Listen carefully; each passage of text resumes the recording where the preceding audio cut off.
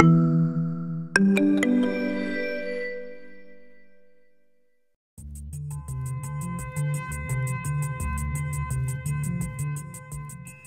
this is Jim Starkweather, the publisher of KitMaker Network and Armorama.com, and welcome to another episode of Turning the Page.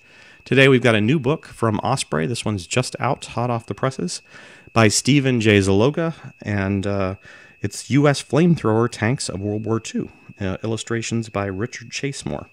Anyone familiar with Osprey books knows they're fairly thin, soft cover books. This one is 48 pages in length, 49 if you count the back cover. The list price in the UK is about £10, in the United States $18, and in Canada $19, but you can find them for less through various sources. Even Amazon.com carries these. So on the back here it says the U.S. Army and Marine Corps experimented with a wide variety of flamethrower tanks during World War II. Although the U.S. Army deployment of these tanks in Europe was problematic at best, they were much more widely used in the Pacific, where they became commonplace by the end of the war, making them one of the most important weapons in the American arsenal. The U.S. Army eventually fielded an entire battalion on Okinawa in 1945, the largest single use of the flamethrower tanks in World War II.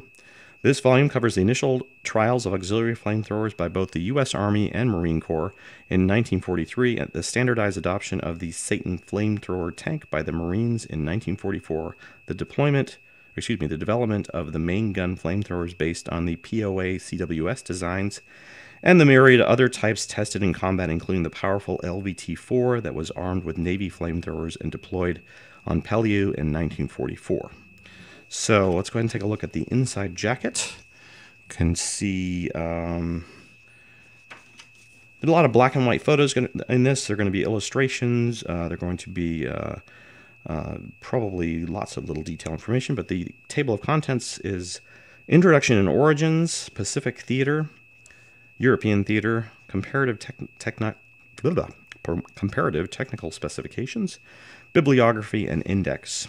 And on the Pacific Theater, it does list first steps, the E4-5 mechanized flamethrower, Hawaiian Hellfire, the Quickie flamethrower, the Philippines, Iwo Jima, Operation Iceberg Okinawa, Operation Downfall, the invasion of Japan, that obviously never went through. But so origins, obviously, with some of the early tanks. I never knew they had a flamethrower tank in World War I? That would have been useful in trench warfare. Obviously an early kind of E1 design.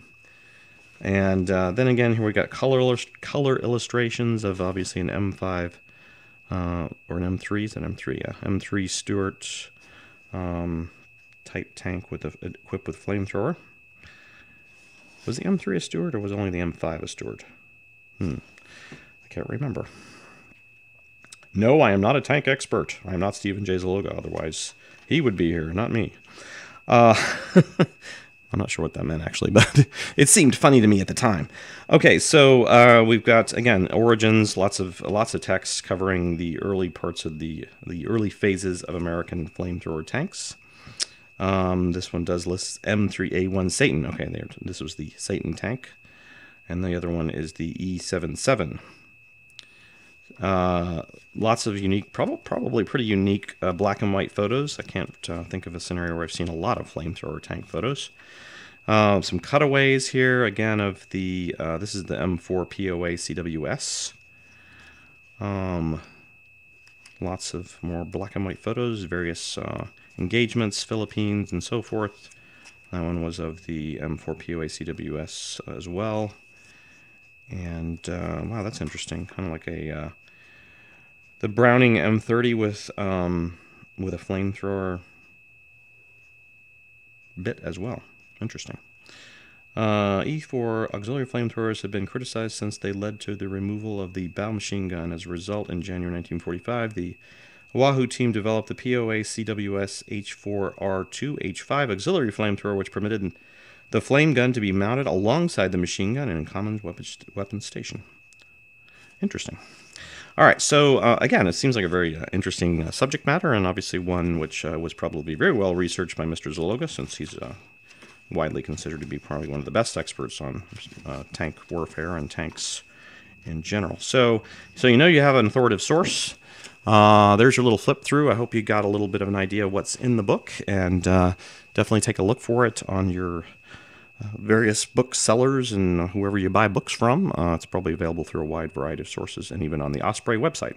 We'd like to thank Osprey for sending us this advanced copy, or this probably as just released copy.